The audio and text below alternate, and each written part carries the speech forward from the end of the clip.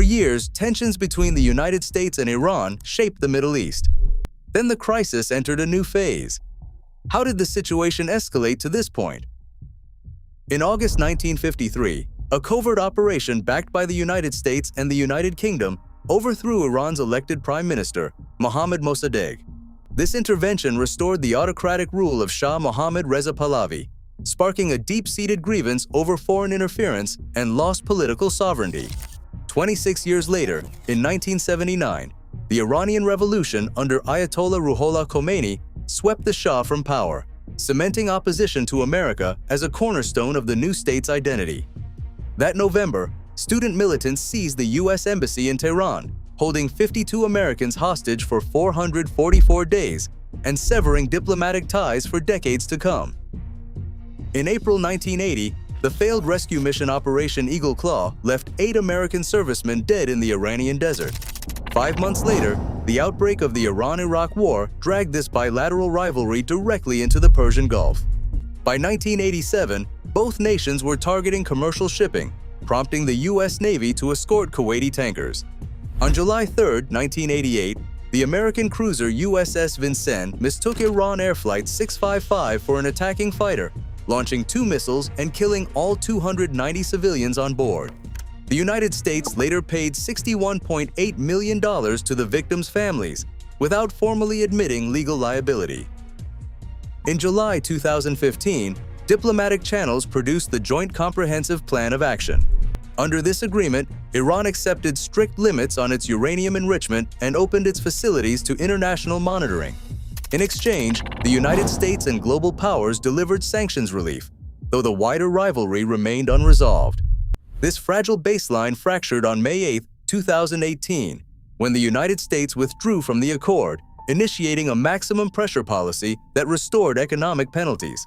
In response, Iran systematically reduced its compliance with the agreed nuclear limits, triggering a series of intense diplomatic disputes and verification standoffs. In 2019, unexplained limpet mine explosions and tanker seizures disrupted the Strait of Hormuz. Tension turned lethal on January 3, 2020, when a United States drone strike at Baghdad airport killed Iranian General Qasem Soleimani and Iraqi commander Abu Mahdi al-Muhandis. Washington called it a defensive measure. Tehran declared it a violation of sovereignty. 5 days later, Iran retaliated directly, launching ballistic missiles at Iraqi bases hosting American forces. The conflict has changed regional politics and global markets. But understanding how events unfolded is only part of the story. On October 7, 2023, a Hamas attack on Israel initiated a war that quickly drew in various regional proxies, defined as armed groups linked to Tehran through varying degrees of funding, training, or political alignment rather than direct command. By late 2023, confirmed physical actions included drone strikes against U.S. personnel in Iraq and Syria, and missile launches targeting commercial shipping in the Red Sea. The conflict reached a new threshold on April 1, 2024, when an airstrike destroyed Iran's diplomatic compound in Damascus. Iran issued official statements attributing the strike to Israel, though Israel did not confirm involvement. In retaliation, from April 13 to 14, Iran executed a confirmed launch of over 300 drones and missiles toward Israel.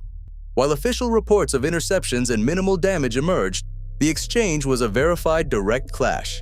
Days later, independent reports of a limited Israeli response near Isfahan confirmed that the conflict had moved beyond covert channels and proxy warfare into direct state-on-state confrontation.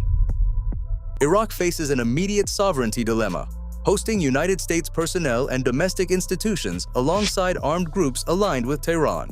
Across the region, Gulf nations like Saudi Arabia, the United Arab Emirates, and Kuwait balance their reliance on stable maritime trade with the security exposure of hosting Western military facilities. This vulnerability centers on the Strait of Hormuz, the narrow passage connecting the Persian Gulf to the Gulf of Oman. When regional threats rise, commercial shipping lines must alter routing, adjust delivery schedules, and pay surging war risk insurance premiums. These financial adjustments reflect perceived danger rather than proven responsibility. Similarly, global oil markets react immediately to the expectation of future supply disruptions rather than physical shortages, pricing in geopolitical risk long before a single tanker is delayed. Managing this risk relies on a fractured framework of international institutions, each operating with distinct mandates. In 1987, United Nations Security Council Resolution 598 established a diplomatic precedent to end the Iran-Iraq War. Decades later, Resolution 2231 created the legal framework for the 2015 nuclear agreement. Today, the International Atomic Energy Agency monitors Iranian compliance through technical verification, though it lacks military enforcement power. When the United States withdrew from the deal, European partners tried to preserve these diplomatic channels, but they could not provide significant economic relief. Meanwhile, maritime bodies like the International Maritime Organization and the United Kingdom Maritime Trade Operations issue safety advisories for the Strait of Hormuz without attributing blame. These institutions offer legal arguments and technical data, but they remain forums for contested sovereignty rather than unified global authority. Today, the shadow war has ended. Direct confrontation is the new volatile reality. In this fractured landscape, a single miscalculation could reshape our global future. Share your thoughts below.